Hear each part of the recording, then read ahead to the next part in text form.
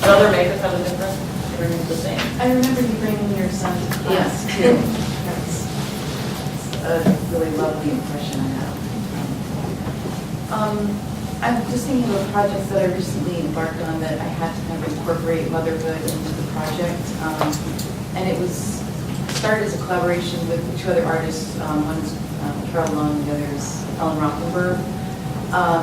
And so we decided to work together, but then we had to figure out how to incorporate a kid into our projects, which have included travel. So we had to, everybody had to be on the same page. Like the kid we had to stop at Subway in the mornings to get his lunch, and we had to work on his time frame and his school schedule, and also how to keep him, happy and involved. So it's a collaboration that became more about the process of how to work in proximity to each other. And so I think that's a pretty incredible example of how we all are feminists within the collective, but we also had to kind of take joint responsibility of the child, and not just in the presence of each other, but also kind of in the larger arc of this collaborative or collective. So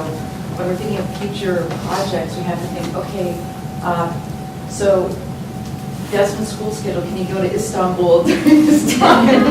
So it's interesting. And it maybe is a little bit separate from the practice I have as an individual artist, but from its inception, this collaborative, Desmond's been a part of it. So that's an interesting, it hasn't changed my creativity, but it's changed maybe the logistics have to incorporate motherhood for everybody involved in the project.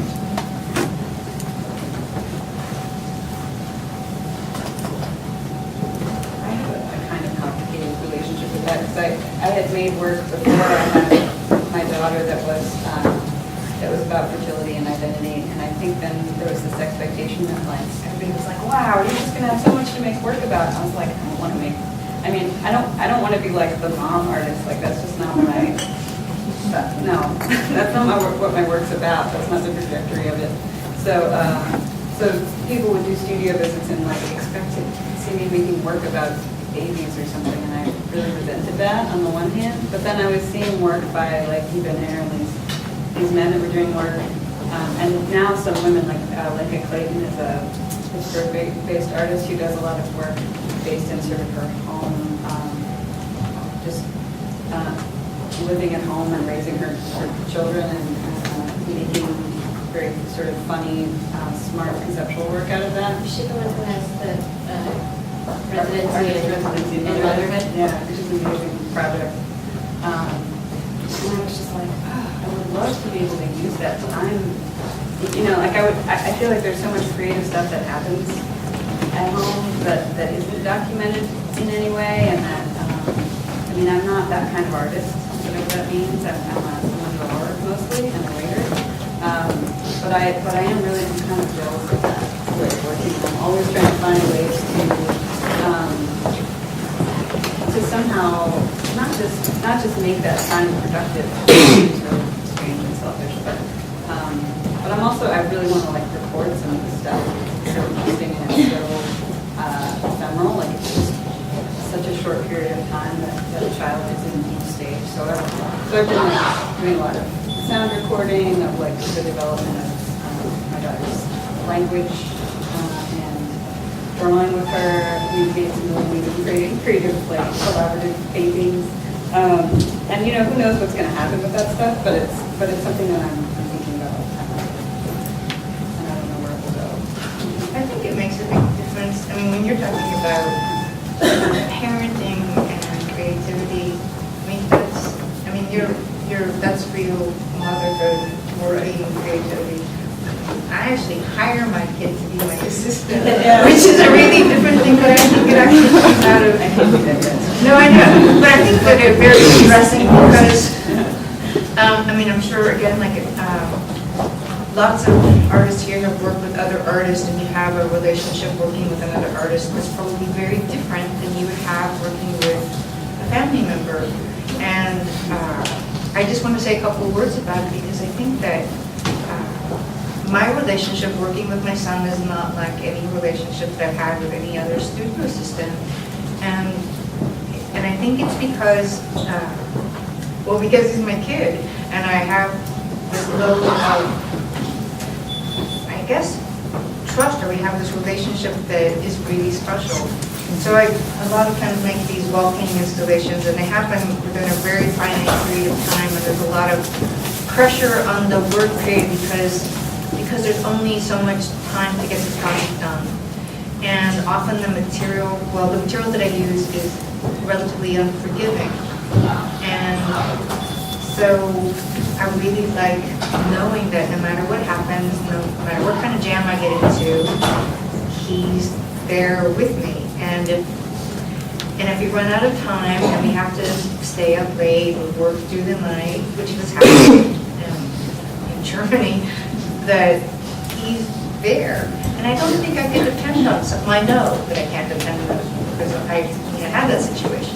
It's 6 o'clock and the person, I'm a kid, the person that the gallery hired at 6 o'clock, they say they gotta go. And then I'm there. And that's hard to just, work until the hours of the morning on your own.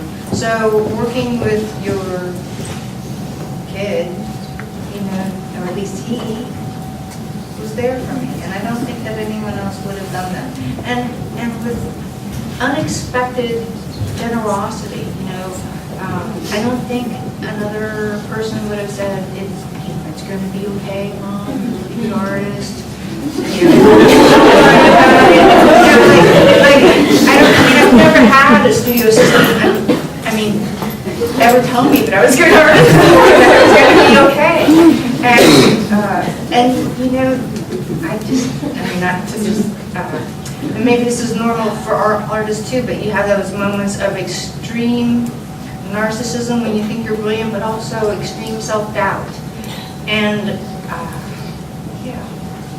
I really appreciate it, need it, and love working with them. I feel really privileged to have that opportunity. Yeah, I was sitting here thinking, well, I don't have, the same relationship to that question because I make in a different way, but it has altered how I create. Insofar as I think before there was another comment that I think more about historical precedent. So if the topic of motherhood came up or something, I'd be the person to think of what is the historical construction of motherhood, right? And just sort of think historically, about that. But now I also sort of go to this to home space and to kind of the domestic scene or environment and sort of think about what's happening there, because I think I'm so aware in the way that you guys have talked about sort of what's happening in terms of somebody's growth and development and evolution into information. And to that end, I am working on a project now that's actually kind of an archiving of my father's photographs. And so this is something I put forward and proposed and doing a Graham Foundation thing on now, called Leading into the City, which is about sort of my father's thing. And I think I actually went that direction with my home archives or home product or home stuff because I'm so prescient to sort of this little person, paying attention to fun things. Said that it's changed.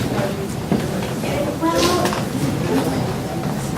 it's a difficult question. So just, I guess, pragmatically, I had a real moment of anxiety right after having my first child, where I came back to work after 3 months off, and I was hyping it up. I was sort of like, I'm going to give myself this to change my life. I'm here, I'm back, don't worry anybody, I'm good, So I had this, I think, overcompensation that took place for at least a year, where I was kind of running myself ragged to prove that everything had not changed me, and I was still a curator I was before, and I continued to keep up the pace and work and all of that. And then I realized, I didn't have to do that. No one was asking me to do that. It was a sort of self-doubt I had of like, maybe I need to prove myself so that I'm not considered lesser. It's not because now that I'm a mom. It seems like an awful thing to think, like that you're less than having had a child, but it was, in my head. And then as I've gone on, I don't want to take on more and more. I was thinking I want to do less, better. So the sort of manic production, more, is gone, and I just want to do less and better. And also with my children, I want to do less. I don't need to have them in 20 different classes, so they'll be like virtuosic, violin player and the gymnast of the century and the artist of the year. I don't need them to do all of those things, and that's okay, right? So I guess in some ways, it has changed the way I am at work and my whole life view, but it hasn't necessarily filtered into the content of this and the way I create jobs. But I will also admit that being a mother has completely made me, have anxiety about death. And so I do see a lot of my projects as being a record for my children of what I've done after I die. We're going to be really honest. We're really honest here. There's a certain gravity to what I do, and so the books I write, the shows I do, I'm thinking about the record that I leave for them and how they will know their mother after I'm gone.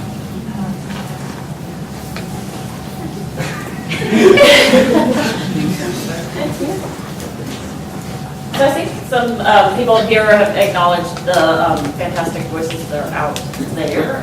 So I'd like to open it up to a wider conversation. If you want to make a comment or ask a question. I actually have two questions. One is I wanted to know if your children are feminists. So you guys identify as feminists and mothers. Are you teaching your children about feminism? How's that infused? And would you say your children are feminists or would call them? Well, my experience around the pencil, feminist pencil, Jennifer's pencil. We all talked about how we had snuck the pencils into our kids' school bags. I will say, we all have kids of different ages, but elementary school age especially is a really sensitive time, and my son, I think, is a feminist, whether he would say he is. He knows Mom goes to Feminist Book Club. In fact, a lot of times when I'm going somewhere, he says, "Are you going to Feminist Book Club?" I really believe in leading by example as a mother, and we have such an amazing relationship. And he has a relationship with a lot of people in this room who teach him about, the right way to be and how there's a million ways. And so I don't think he would go to school. He might actually. He surprises me constantly. So he would probably stand up in the room and say, "I'm a feminist," and have read a book that I didn't know he read because he's like that. But leading by example is definitely hugely important. Yeah, I think for all of us just being involved in the arts is this really, this thing that is so sort of, you're making your own place in the world kind of thing. It's just totally inherent in setting a really important precedent that way. Being a working woman is a huge thing. Yeah. Not that it's bad if you don't have a job. It works in different ways, but the idea of having to go and do something, even if it's a so-called selfish activity like the studio, which is not, but the idea that you place them as being really important, but you also have other things that you need to do in order to be able to support the family and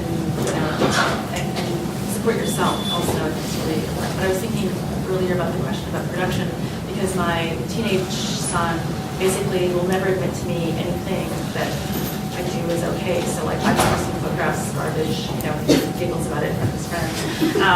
But then, the art teacher will tell me that he talks about Judy and, he'll do something that obviously shows he's paying attention. And in terms of being a feminist too, it's this Facebook, you can track your kid now. That's the point of Amazon. I'll check into his Facebook thing and see what his friends are saying. And there's it's a long process because there is peer pressure to respond in certain ways. So when one of the friends say, uses certain kinds of language that I find kind of problematic, I'll call him on it and say look, I don't, it's not okay. It's not okay to say that. It's not okay to publicly say it. And if you're thinking it, it's also a really big problem. and then we'll have conversations about it. One of my favorite being a conversation about women and money and sex, which was something to the effect of he already knows everything he needs to know about sex from Southworth and right. And then the question came up is it true that all women have been prostitutes at some time? So we had to like go way back and talk about inequity of job opportunities and money and labor and yeah. So I can also say I have a 5-year-old. I did at the beginning. I have a 5-year-old son, and he will say things. I think I'm leading by example, but he will say things to me like, "Boys do this and girls do that," and I never thought I would have a son who would say things like that. So it drives me up the wall, and it's very difficult because he's in a social environment in the school where I think they're trying to understand gender roles and they're getting all kinds of stuff that I don't know what they're getting. And then he comes home and he says these things and then we have to have a conversation about it. And I try to bring myself to his level to have the conversation, and that's difficult with a 5-year-old. It is sort of going out and coming back and just like it is for us. But I mean, my son told me that he has a lot of crushes on girls, but he can't hang out with them in class because he'll be made fun of.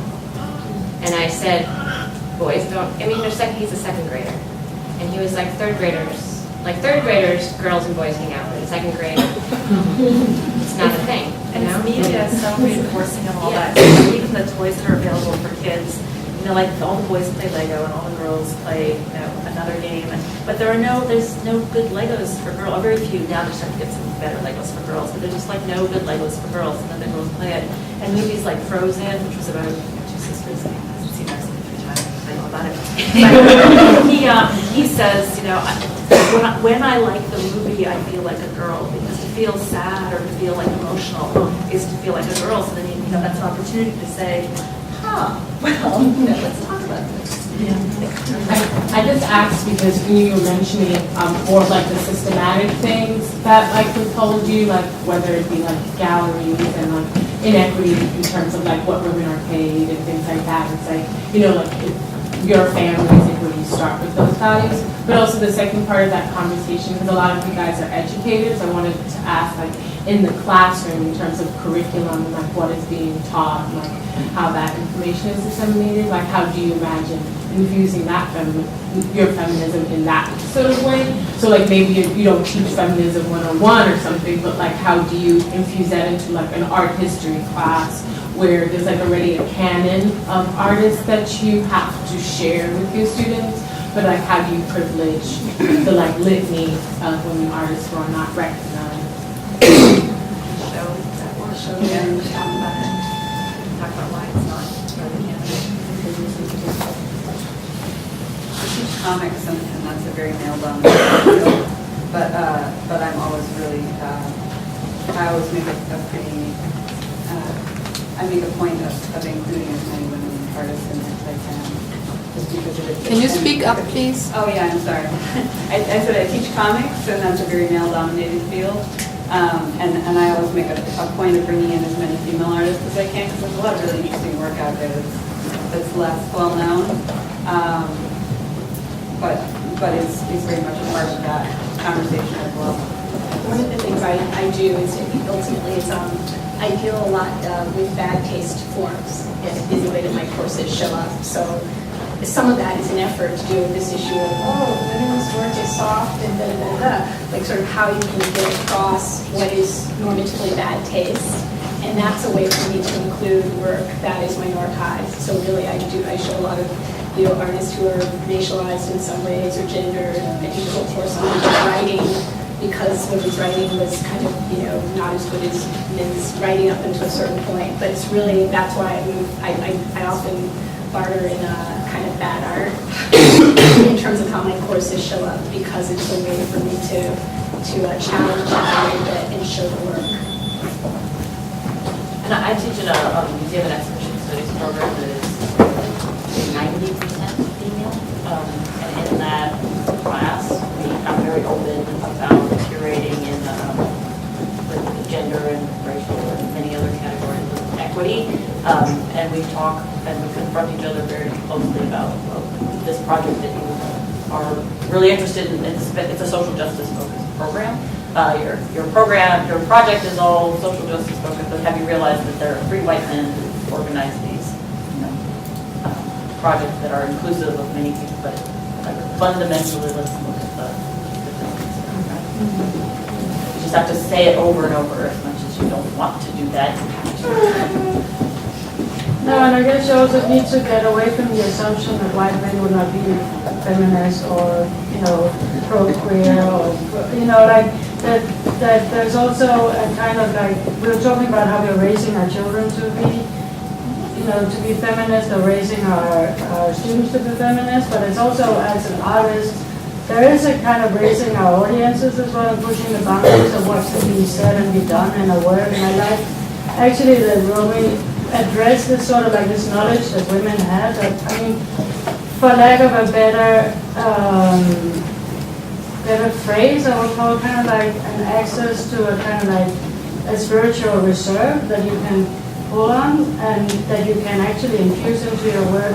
And it is sometimes being seen as a bit of bad taste. That is sometimes being, outside of what people can cope with when they come into the museum or whatever on a Tuesday afternoon. But, like maybe it is still where, where we need to kind of like start to spill out, because just participating in the same, we had a conversation over lunch where we were talking about how, women artists to participate in the canon, they will kind of like adhere to a certain conversation that's already being had in the canon, a certain kind of like, formal, formal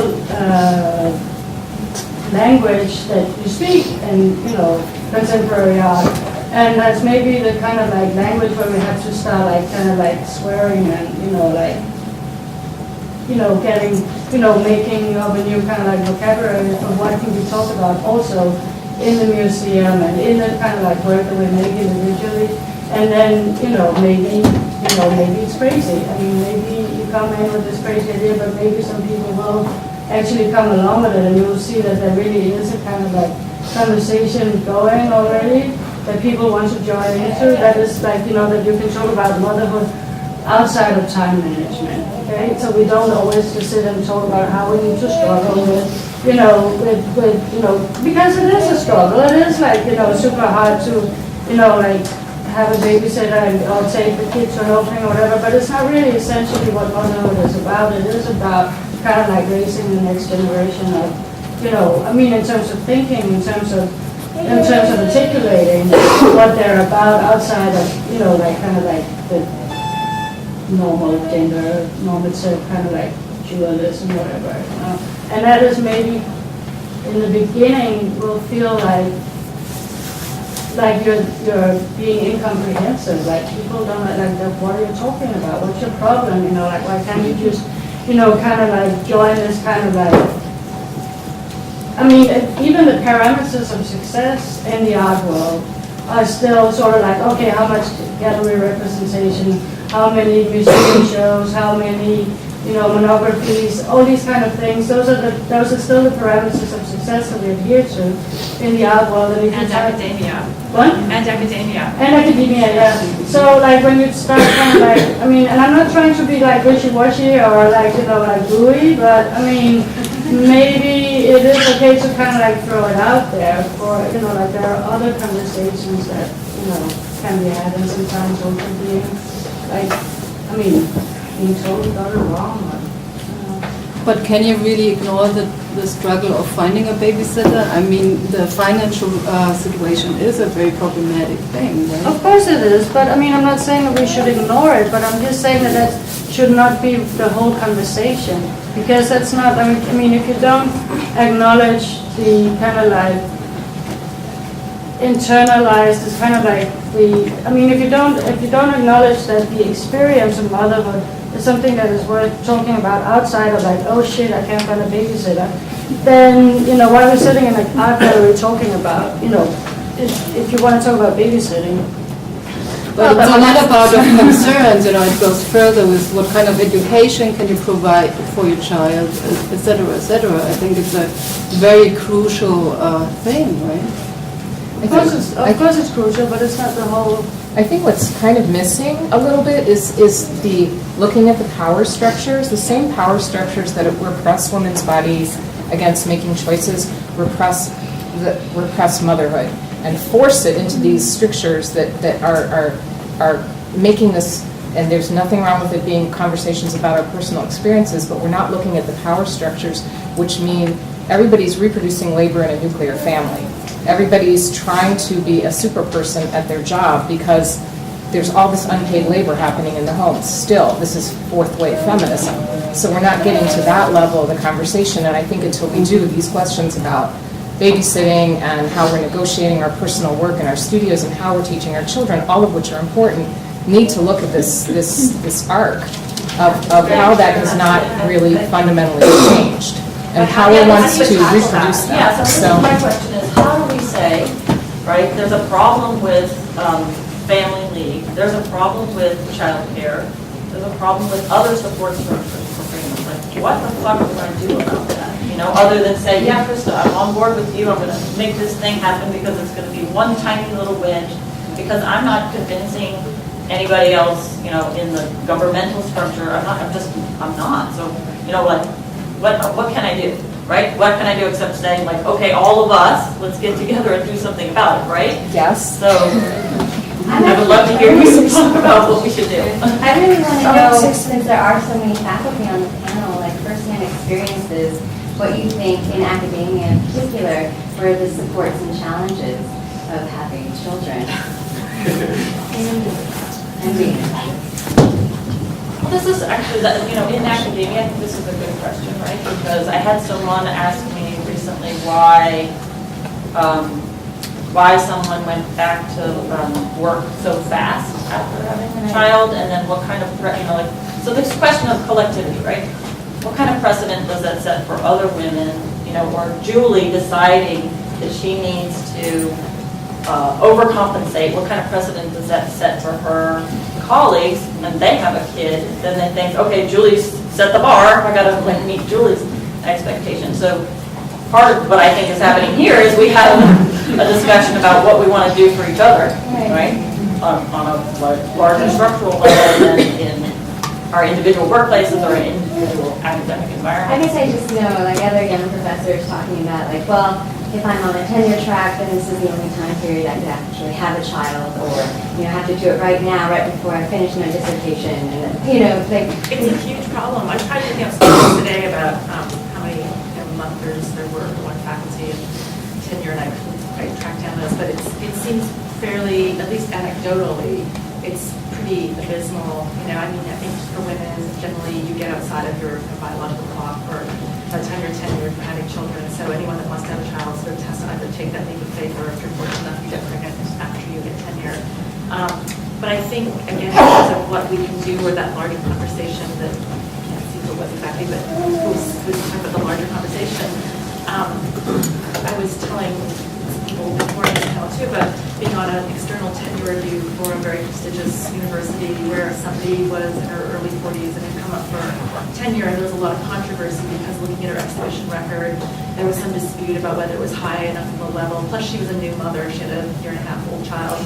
And some of the older male, well, they weren't even older, some of the male faculty were disturbed by the lack of prominent exhibitions, even though she had many exhibitions at what we call secondary places and publications. And the fact that she was a mother, we were told, it was stated, should not be thought of as a part of the criteria. And then the examples that were given as to who would be a good person for this position were all men that were in their 60s or 70s and were very natural artists, and all really great artists, but they were all already really well established, they were all men. And so by comparing, this was sort of like, this other person is 30 years their junior, these other people, these other men were not at that level when they were that age either. So, you know, fortunately, there was another female faculty that was there to review. There were 2 other female faculty, and we managed to be persuasive enough that this person did get tenure. But I think that that's the kind of attention that, you know, I think all of us everyone in academia, I'm sure, is like at that point where you have to stand up, for the other young women faculty and say like, no, look, like, let's do this. What's going on? And that's the kind of advocacy that anybody who's in this room and sort of wants to align with that sort of politics can take part in. I mean, that's the kind of exposing some of these things is, I think it's where some of this does need to or get closer to sort of larger structural forces. I mean, you can say, I'm still going to cast my vote for this person. You can make a big hoopla. You can say something, advocate, and sort of explain and have a case around why something is unfair or doesn't make sense. Or you can understand why the female faculty might not hang around maybe as giving to this body as perhaps a male faculty or something doesn't actually. Just sort of like something at a larger spectrum of activity. Was that a question?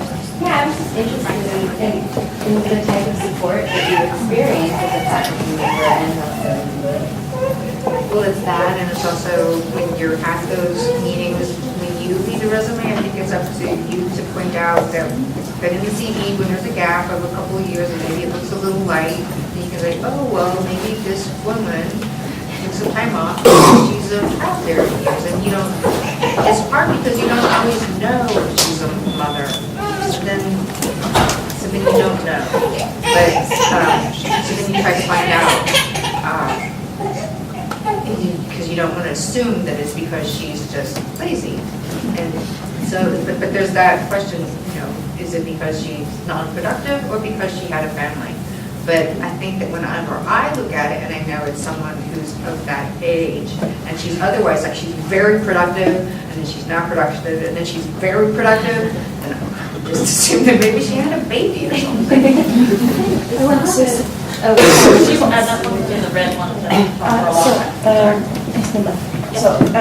I'm happy to have the opportunity to talk about these things with other female and male and artists and things because you don't really hear much talking about it, and I think it's necessary, it's important to do this. The thing I want to say is that I would like to know what you feel about it, and I live this constant problem where you are constantly separated, like as an artist, as a woman, or as a mother, and you can never, you can work as an artist, and you're codified in certain things, right? You're as a female, but you can never compenetrate, right? Because, for example, I don't know, there's a logistic, a residence for artists, I can never go because I have 3 kids, right? I'm like, oh my God, I apply for residence for artists. A rural island for a month, what the heck, I cannot bring. I mean, so there is a logistic right there, because, and sometimes I call up and I say, look, why can't I, bring my kids, if I manage to work with them, we are in the middle of nowhere for a month, you pay for it, are you crazy, what do you want me to do? So, there is a logistic part of it, right, okay, or the lack of family-friendly opening, why all the openings has to be between 5 and 7 and 9, which is the only time which a mother can really get away. So there are certain things that would be easy to fix, right? To opening on Sunday, so you need to foster the culture where people say, why don't we open on Sunday afternoon, or why don't we, so there's a logistic of it, which is, and on the other side though, there is also, I'm coming to realize that maybe the problem is that we see art as, let's start somewhere. Let's see, and the problem can be that maybe art is considered important, this foreign category of having a job or professional job where you are always you have to look in a certain way, it's not a person, it's not personified in something, it's this anonymous ethic of having a job and don't belong. What I'm saying is, it's the matter of the separation, right? Because if I perpetrate an art and a life where this separation, I'm not a professionist, I'm an artist, so I don't have a job, and my timing works differently for people who have a job, I'm not productive like that. It's the whole thing, not just, so I would like to know if you have this same feeling that maybe we can start also in a bigger picture to fight this idea that art is a professionist, has to be neutral and efficient and on time, on a certain schedule and a certain, because I understand historical work in a certain way to improve artists, to make more credible to the world, whatever, but it's time maybe to move on a little bit and maybe try to, integrate a little bit things more because we are all involved in it, so it's much up to us. Thank you for your time.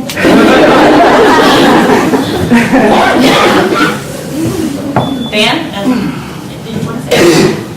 Yeah. Dan, do you want to go or do you want to let this woman go for it? Whoever.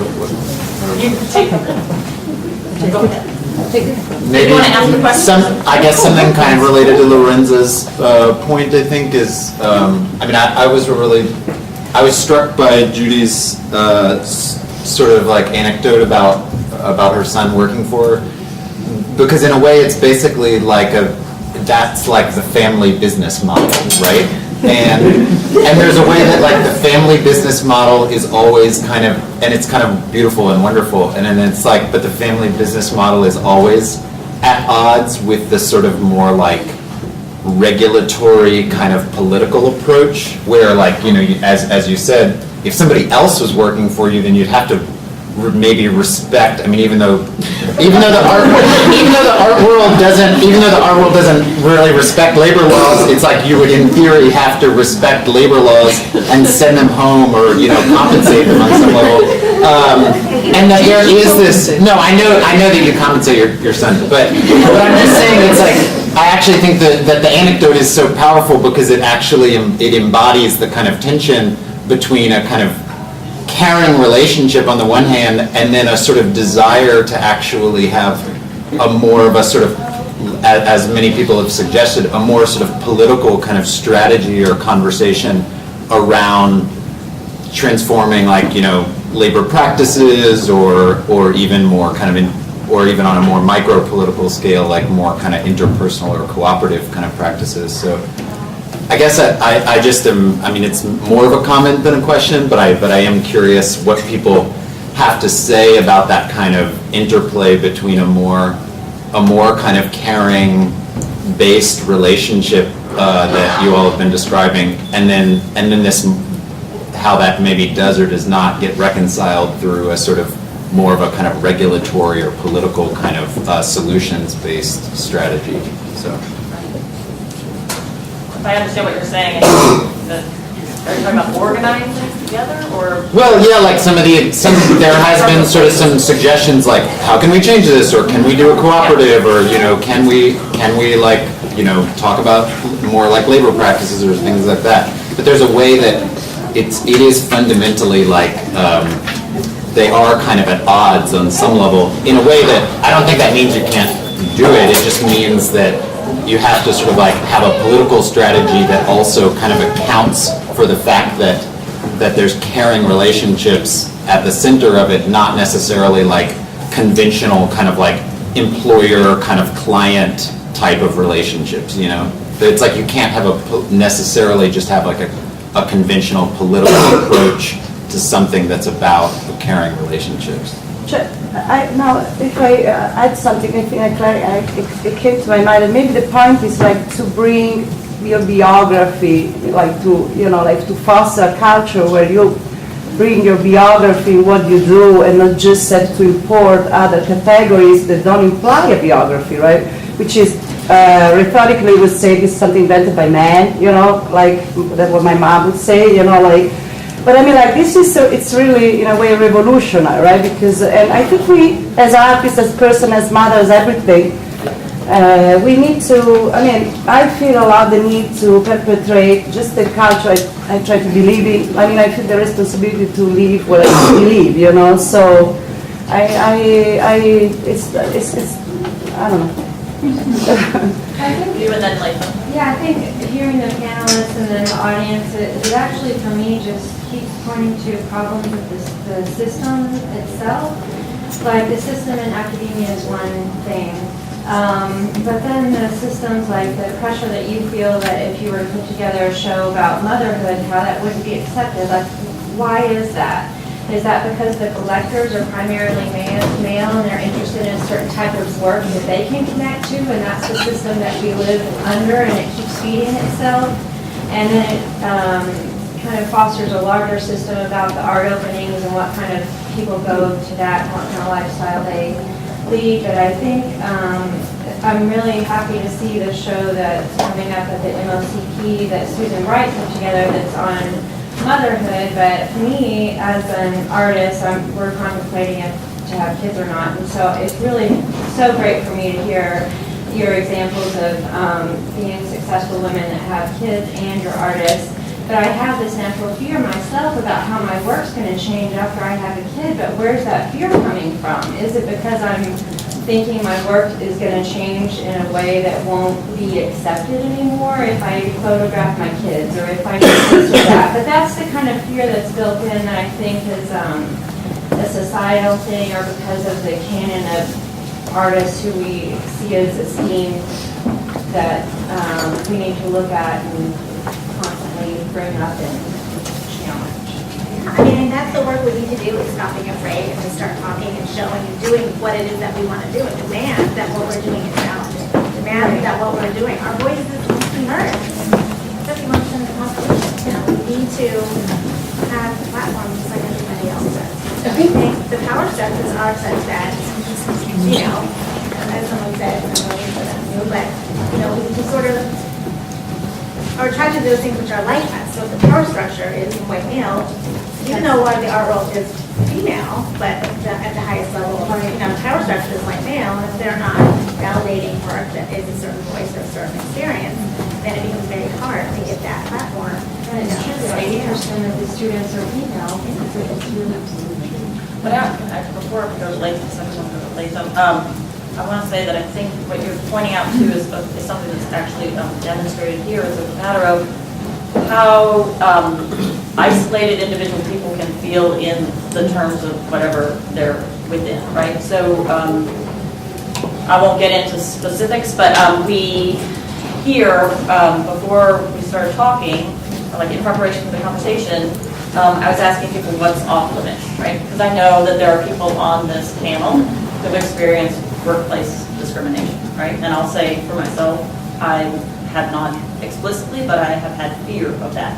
But we decided that people weren't going to talk about it because they felt a little too scared about it. And that, I think, is part of the problem, is that we've experienced it, but we don't talk about it because repercussions may come back to us. So what I'm hoping is part of this conversation build into something where people start to talk about it more. You know, what Julie is saying starts happening, activities like Christa start happening, you know, that there's could be some kind of groundswell that tracers become the platform for where we start to build those things. I think that's where the babysitting conversation is so important, because this is our workplace as artists, and artists do judge each other on whether we're going to openings or not. So it's really important to bring up. I just wanted to say that, like, we also have to recognize, like, value systems and systems of, like, oppression and, like, how that's really important. So, like, at the end of the day, you know, there doesn't need to be white men in the room for us to, like, enact white supremacy and patriarchy. So I think it's important to, like, mention that, like, our value systems and how we value our work and how we value other people's work from very young is based on, like, what we're seeing and what we're told to be valuable. And I think that, like, needs to just be said, because I feel like, you know, we can internalize it and be like, I just need to, like, self-actualize and, like, value myself. But if I'm not being valued and if I'm facing obstacles everywhere I go, then, like, that's, like, really important to, like, mention, you know, because, like, art is also about beauty, right? And the market is also about, like, money and putting a label on that beauty. And, like, we're taught, you know, very specifically, we all know what type of work gets a certain type of price tag. So I think that's, like, important to just mention. And I think it's a hard conversation to talk about systems of power and how you radicalize those things or how do you change those things, because I think, you know, also as a mom, you have the pressure of, like, financially providing for your family, right? So, like, there's a certain amount of, like, radicalism that, like, threatens your ability to sustain your life and sustain your family unit. And I think that's important to talk about as, like, the pressure and the type of work you make and the type of noise you can make at some point as an educator and as an artist. And how much energy you have. Yeah. I mean, at the end of the day, it's like, how many things can you do? And not just physical, like emotional emotional. I mean, I know going through school, feeling like, and after, I mean, in my first year post school, and my son's almost 8. And my studio is also my living room, and I share a bedroom with my son, and it's on food stamps, you know, I'm like totally, but I have, you can make it work. I think it takes like a certain amount of willingness to reach out, and that's, I think, people are afraid to reach out. They've been rejected. Oh, please. I'm curious to hear about how you find, how we all find, it is connected to what you said and what you said about how you find the language that's different. So it's how do you find a language in your work and how you can talk about your work that is going to reference this specific struggle that is about birth, like after birth life. So it's like the life that you've had after you've given birth. Everything's altered and you have this different perspective. And so what is that? How, or I guess I'm asking you, how has your language changed in a way that you can talk about it so that you are putting value into that perspective that you have that's different from a male perspective or someone else's perspective? Like, how do you then put the value into that? Because I feel like a lot of times there's a lack of value in that conversation. So I think that's where we infuse the value into this different perspective. And so how could you do that? Like, I don't know if this is addressing exactly that, but But you speak, it's really difficult to hear. Oh, sorry. I'm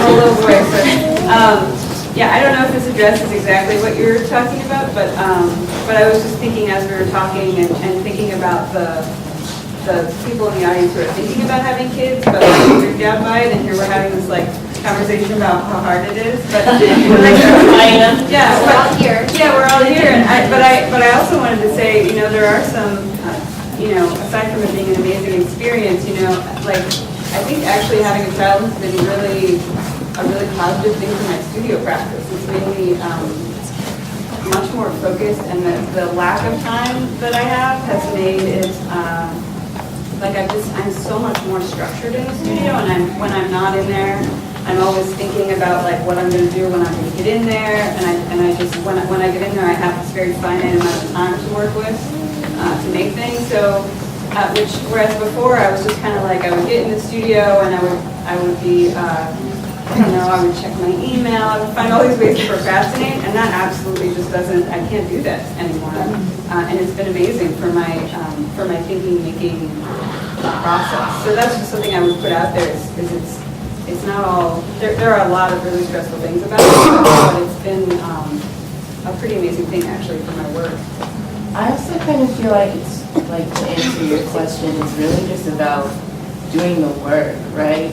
By doing the work, you're presenting possibility that allows for a whole nother conversation outside of sort of like this hesitation to talk about motherhood, to talk about these things that we don't commonly see in work in the art world. You're opening up, you know, again, that possibility that can happen. And I think with that and just creating that language, the value follows. Yeah. Maybe not immediately, but it comes. Yeah. So it's kind of including the, you know, I mean, I feel like it's including the motherhood in the value of the work. It's not like I'm working against this. There's a new language that you have that's specific, and I feel like if you could wield that language, it just would gain the power over anyone who's trying to deflate you and make it that because you're a mother, you're like less than. But if you can wield better language about it, you can trump their less than. Yeah, I think you also do see younger students. I see them, or you know, just having this conversation that they do. I have seen them, and this little light goes on. They say you do see them looking to as role models. So if you do, you're recognizing that. You're having that conversation with your kids or your students. I've seen the light. I've seen it click in their face. So like, oh yeah, you're doing this. You know. So I think that's just by just doing it, it may not be immediate in the thing that you're putting out, but it trickles. Brett, did you change the language language by giving people other meanings to this, but people keep on with the things they feel comfortable with instead of habituation. So as a teacher, as an educator, or as a student, the things that you seek out, like making sure you're not only looking at work that fits under the rivers of patriarchy, but like looking at other stuff to at least open up the possibility of getting habituated to other things. I think that's Start to recognize these conditions of teaching, nurturing, mothering as powerful because they are so political, because we are bringing in a person into the world, whether it's a student or someone we're caring for. I mean, that can be a place of power. That's a political place. Just one, Yes, sorry. Romi, and then like. Speaking of language, I came across this awful phrase the other week reading the American Studies conference call for next year, which is the idea of racial capital. And I was thinking also, when you bring questions of sort of value around all of this, and especially a value that's sort of crewing and building steam as we kind of understand it becomes legible to us, being sort of wary of in some terms, people thinking that there is a sort of capital that can be wielded in one's ability to reproduce in any of these ways, biological or having lived economic, to reproduce other ways. But it's a sort of perception that this is a bit of one can capitalize also, and this is a type of this can be a new aesthetic kind of capital. And so I think also there is this to pay attention to. I haven't put my thoughts around it, but I'm thinking a lot about this as the kind of language has come up to describe some of these things, and also as we think about how language to sort of challenge that when that appears, because I think it will. Okay, I think we're going to end soon, but I'm going to give Laflamme one last comment or question. And I'm sorry that we get to everybody. So, weird place to end, so get ready. I just wanted to put it out there because it hasn't come up, but I worked at an abortion clinic for 6 years, and I feel like a lot of people frame their narratives as a choice, or how the contexts were. A lot of consideration going into motherhood, and I think that's fantastic and ideal. But obviously, we know that that's not always the case, and I just wanted to put it out there as something that's a really important issue. I think thinking about motherhood, but also just about personhood and feminism, and there's a lot of things there that this is and also thinking about urgency and structural things and. That's all. I just wanted to put it out into the world that abortion is an attack, and that there is something that play very heavily into motherhood and art as well as adoption. This was mentioned earlier, but I just wanted to put it in there, add it to the mix. Well, thank you all for being here. Thank you. Thank you for having me.